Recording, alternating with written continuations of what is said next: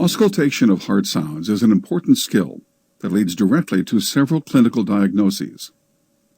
Before auscultating the heart, let's review normal heart sounds. Closure of the heart valves creates a pair of audible heart sounds.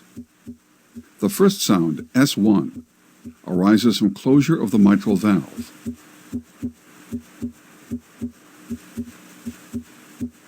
Tricuspid valve closure may also contribute to S1.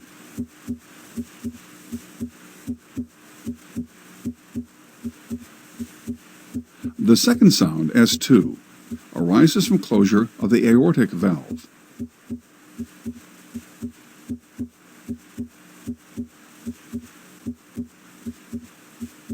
Pulmonic valve closure may also contribute to S2. Ventricular systole occurs between S1 and S2.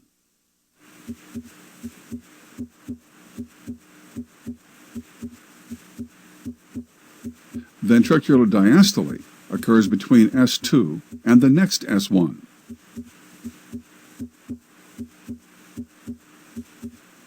The fact that diastole usually lasts longer than systole is helpful in distinguishing the two sounds.